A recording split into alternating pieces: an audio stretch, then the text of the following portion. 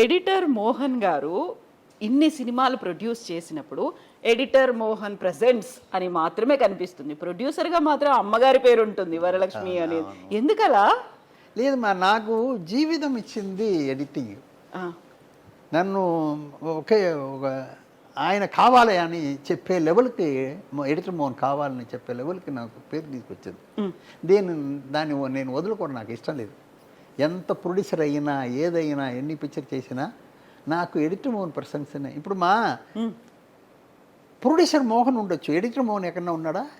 లేరు, అస్సలు లేరు, ఇండియాలో లేరు. ఎడిటర్ మోహన్ అంటే నేను ఒకటే, వన్ అండ్ ఓన్లీ. ప్రొడ్యూసర్ అంటే చాలా మంది ప్రొడ్యూసర్ మోహన్గా ఉంటారు. అది నాకు ఇది. ఇంకా ఛాంబర్లో కూడా నేను వైస్ ప్రెసిడెంట్గా ఉన్నాను. తమిళనాడు సౌత్ ఇండియన్ ఛాంబర్లో నేను వైస్ ప్రెసిడెంట్. అప్పుడు వాళ్ళు వచ్చి పేరు వేసేదానికి అడిగారు. ఎడిటర్ మోహన్ పెట్టండి అన్నాను. సార్ అది ఎడిటర్ తీసేసి ఇన్సిల్ పెట్టుకుని పెడతాం. పెడితే పెట్టండి ఎడిటర్ మోహన్ అని, లేకపోతే వద్దన్నాను. ఎడిటర్ మోహనే పేరు ఉంది ఇప్పుడు కూడా, ఇప్పటికే అలాగే ఉంది చెప్తున్నాను నేను. అందువల్ల అదే నాకు లైఫ్ ఇచ్చింది. నాకు చాలా సంతోషం. తప్పులు సరిచేసేదానికి చాలా గొప్ప విషయం అది. తప్పులు సరిచేయడం అది చాలా విషయం అమ్మా. తప్పులు లేకపోతే అది మంచిది అయిపోతుంది. యాక్సెప్ట్ చేస్తారు, అలాగే ఇది కావచ్చు, ఇలాగే ఉండాలేమో అనుకుంటారు కదా. తప్పులు లేకుండా ఉండాలి. నేను 1980లో ఒక జర్మన్ డాక్యుమెంటరీ ఫిల్మ్ చూశాను. అది వచ్చి దగ్గర దగ్గర 4.5 hours పైన డాక్యుమెంటరీ. అవును. దాన్ని మళ్ళీ కొంచెం రిలీజ్ చేశారు. 2 రోజులు కూడా ఆడలేదు, అది తీసేశారు మళ్ళీ. నాకు ఫస్ట్ టైం పెన్ క్వీన్ చూస్తున్నాను ఇండియాలో. ఫస్ట్ టైం పెన్ క్వీన్ చూస్తున్నాను. అప్పుడు టీవీ లేదు, ఏమీ లేదు, అప్పుడు లేదు ఛానల్, ఏమీ లేదు. నేను పిక్చర్లో చూస్తున్నాను పెన్ క్వీన్. మనిషిలా నడుస్తుంది, మనిషిలా పోతుందని. అలాగా చాలా ఉన్నాయి మనం చూడని, ఇంతవరకు చూడని. ఏంటా ఇది జనాల లోపల వెళ్ళేదే, వెళ్ళాలి అని నాకు వచ్చింది. ఇప్పుడు ఏం చేయాలి? ఆ కంపెనీకి వెళ్ళిపోయాను. నేను, నాగేశ్వరరావు అని సరే, విజయవాడ నుంచి ఒక మనిషి, ఇది కోదండపాని చెప్పేసి ఇంకొక కంపెనీ, వీళ్ళంతా వెళ్ళిపోయి ఆ పిక్చర్ని మేము కొన్నాం. ఏంటి కండిషన్ అంటే, ఫారిన్ నుంచి వచ్చే ఏ పిక్చర్స్ డూప్ చేయకూడదు. మనం డూప్ చేయొద్దు, అది కరెక్షన్ చేయకూడదు, యాజ్ ఇట్ ఈస్గా ఉండాలి.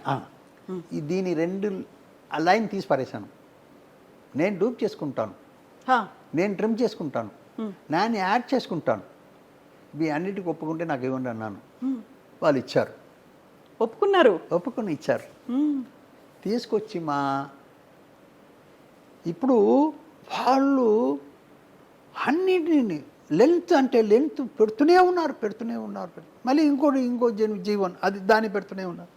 నేను జనాలకి ఏమి ఇవ్వాలి అనేది కన్ఫర్మ్ చేసి 8 మాసాలు రాత్రి పగలు పనిచేసి జంతు ప్రపంచం అని తెలుగులో రిలీజ్ చేశాను. సూపర్ డూపర్ హిట్ అయింది. జంతు ప్రపంచం ఆడియన్స్ స్కూల్ నుంచి అందరినీ తీసుకొచ్చి పిల్లలందరినీ చూపించారు. తమిళ్లో అతిశయ మృగంగులం అద్భుత పరవిగణం, తెలుగులో జంతు ప్రపంచం, ప్రాణిగల ప్రపంచ కన్నడంలో, హిందీలో, మలయాళంలో ఆల్ లాంగ్వేజ్ రిలీజ్ అయ్యి 100 days ఆడింది. పెద్ద హిట్ అయింది. ఎందుకంటే ఏమి ఇవ్వాలి, ఎంత ఇవ్వాలి? భోజనం బాగుందన్న దానికి ఎక్కువ తింటావు, అందుకోసం మొత్తం తింటావు, తినలేం కదా. అందువల్ల ఆడియన్స్కి ఏమి ఇవ్వాలనే దాంట్లో ఇది కరెక్ట్గా క్యాలిక్యులేషన్ కావాలి. అది ఎంత ఇవ్వాలి, అది ఎంత ఇస్తే ఓకే అనేది వస్తుంది. ఇది ఇవ్వచ్చా ఇవ్వకూడదా అనేది డిసైడ్ చేసుకోవాలి. బట్ ఏంటంటే ఈ రాత్రి పగలు పనిచేశాను కదమ్మా, నా చెయ్యి కాలు పడిపోయిందమ్మా. 8 నెలలు చేసేసరికి 1 year లేవలేకపోయాను. But throughout India release అయ్యి పెద్ద హిట్ అయ్యింది. సాటిస్ఫాక్షన్ అదే కదా చెప్తున్నాను. మనం అనుకుంటే, టెక్నీషియన్ అనుకుంటే లేని దాన్ని సక్సెస్ చేయొచ్చు. అది అనుకోవాలి, టెక్నీషియన్ అనుకోవాలి. ఒక చిన్న మ్యాటర్ చెప్తాను మీకు. దీంట్లో కూడా ఒక మంచి సీన్, సెంటిమెంట్ సీన్, మంచి సీన్. ఒక 10 మంది ఉన్నారు. ఒక మనిషి మాత్రం చెప్తున్నాడు, ఇలా కష్టపడ్డాను, అది పట్టాను, ఇది పట్టాను, ఇలా మీరంతా ఇలా చేశారు, అలా చేశారని చెప్పెట్టి ఎండు వచ్చేటప్పుడు అయ్యో అని అందరు కన్నీళ్ళు పెట్టుకోవాలి. ఇది ఒక సీన్ అనుకుంటాం. ఇప్పుడు రంగారావు గారు లాంటి ఒక మనిషి మాట్లాడుతున్నారు, ఆయన చెప్పవలసిన పని ఉందా, ఆయన మాట్లాడితేనే వచ్చేస్తుంది. అలాంటి మనిషి మాట్లాడుతున్నప్పుడు అందరూ వింటున్నారని మనకు ఆటోమేటిక్గా ఆ సెంటిమెంట్ వచ్చేస్తుంది. రంగారావు గారు దొరకలేదు, వేరే ఎవరో దొరికారు. అప్పుడు ఆ సీన్ తీస్తున్నాం. అప్పుడు ఏం చేయాలి, ఎలా కన్విన్స్ చేయాలి, ఆడియన్స్కి ఇది రావాలి కదా ఈ సీను. ఎలాగా ఆయన మాట్లాడుతున్నారు, ఈ సెంటిమెంట్ని ఆయన వల్ల కరెక్ట్గా చెప్పలేకపోతున్నాడు, కొంచెం యావరేజ్గా ఉందనేటప్పుడు మనం ఏం చేయాలి, ఎడిటర్గా ఉన్నవాడు టెక్నీషియన్ ఏం చేయాలి, వీళ్ళ రియాక్షన్స్ ఉంది కదా దాన్ని కట్ చేసి ఆ డైలాగ్ మీద పేసి మనం చేస్తే మీరు అనుకున్నది ఆటోమేటిక్గా వస్తుంది. టెక్నిక్ పట్టుకోవాలి. నీళ్ళు కావాలని కాక ఏం చేస్తుంది, రాళ్ళు వేసి పైకి తీసుకొస్తుంది కదా. అది దానికి అంత బుద్ధి ఉన్నప్పుడు మనకు కూడా ఉండాలి కదా. అవును కదా. అలాగా ఈ ఇన్సర్ట్స్ వల్ల ఆ సీన్ మనం క్రియేట్ చేయొచ్చు. ఇదన్నీ కూడా తెలుసుకోవాలి. తెలుసుకుంటే మనం లేని దాన్ని ఉందని చెప్పొచ్చు. చెప్తున్నాను. నిజమే. ఎడిటర్ మోహన్ గారు 70 ఏళ్ళయింది ఇండస్ట్రీలోకి వచ్చి కదా, ఇన్ని రకాల సినిమాలు, ఇన్ని వందల సినిమాలకు వర్క్ చేసి, మీరు డైరెక్ట్ సినిమాలు తీసి రీమేకులు చేసి ఇన్ని చేసినప్పుడు అసలు ఈ సినిమా ఇండస్ట్రీలోకి వెళ్ళాలి, ఎడిటర్ మోహన్ అవ్వాలి, ఆ థాట్ ఎలా వచ్చింది? నేను 1987లో తొట్టిల్ శబదం ఒక పిక్చర్ చేశాను. అది స్ట్రైట్ పిక్చర్, నా కథ, నా స్క్రీన్ ప్లే అన్నీ పెద్ద హిట్ అయింది. నాకు ఆడియో పిక్చర్ కూడా హిట్ అయిందమ్మా. అందులోనే సీతాను ఒక హీరోయిన్ ఇంట్రడ్యూస్ చేశాను, రామ్కిన్ ఒక ఆయన ఇంట్రడ్యూస్ చేశాను, అన్ని చేశాను. అది పెద్ద హిట్ అయింది. స్క్రిప్ట్ నాకు ఉన్నాయమ్మా, చాలా ఉన్నాయి. నేను డబ్బు పెట్టుకుని చేస్తున్నాను. ఈ డబ్బు మళ్ళీ తిరిగి రావాలి కదా. అది నేను ఎవరి దగ్గర పోయి అయ్యా బాబు నిలవలేను. నేను నాకు అలవాట్లేదు, ఎవరి దగ్గర ఇంతవరకు పోయి అయ్యా బాబు నిలిచింది లేదు నా లైఫ్లో. నన్ను పెంచింది కేఏ తంగబల్ గారును ఒక ఆయన, రేలంగి గారు ఉన్నారు కదా, ఆయనలాగే తమిళ్లో ఆయన మరీ ఫేమస్. ఇద్దరు ఒకే టైపు, బట్ మరీ ఫేమస్ ఈయన. ఆయన దగ్గర ఉన్నాను నేను.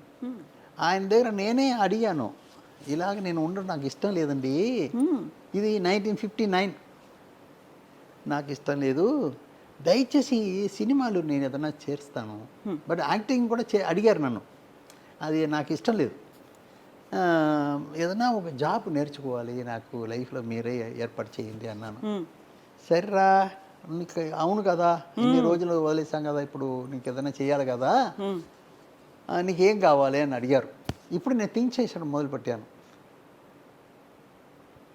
ఒక డైరెక్టర్ బయట తెలుస్తున్నాడు, ఓ కెమెరామ్యాన్ బయట తెలుస్తున్నాడు, యాక్ట్ చేసేవాడు బయట తెలుస్తున్నాడు, కథలు రాసేవాళ్ళు, డైలాగ్ రాసేవాళ్ళు అందరూ తెలుస్తున్నారు.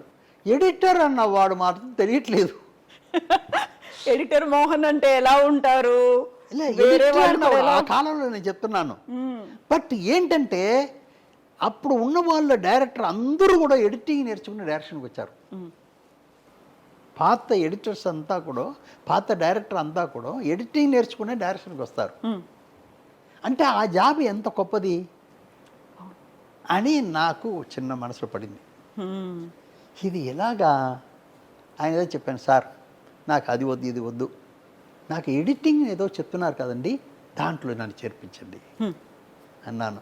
అదేముందిరా ఆయన చెప్పి, నెప్ట్యూన్ స్టూడియోస్ అని ఒక ఉంది ఇక్కడ, మొదట తెలుగులో తీశారు, తమిళ్లో చాలా పెద్ద పెద్ద ఆర్టిస్టు, శివాజీ, ఎంజీఆర్ వాళ్ళంతా పెట్టి పెద్ద కన్సర్న్, కోయంబత్తూరు నుంచి ఇక్కడ వచ్చి పెట్టిన వాళ్ళు ఫోన్ చేశారు, అయ్యో అదేముందండి మీరు చెప్తే ఏమేమి చేయకపోయినా తీసుకొచ్చేసేయండి అబ్బాయిని.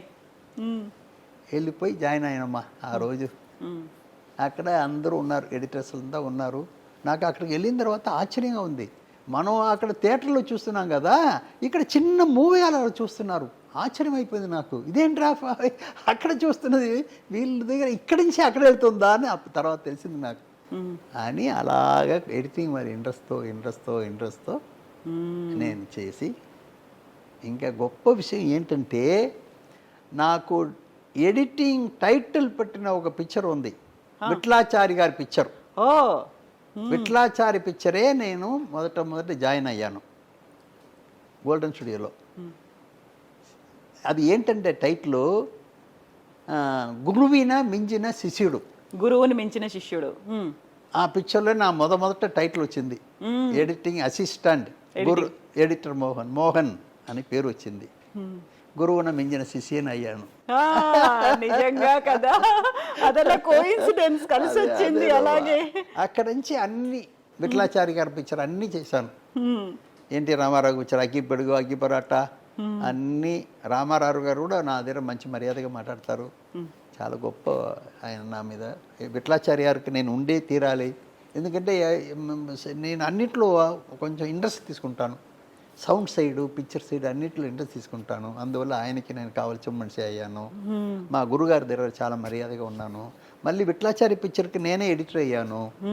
అలాగే అలా నన్ను పెంచుకునే వచ్చాను అమ్మా.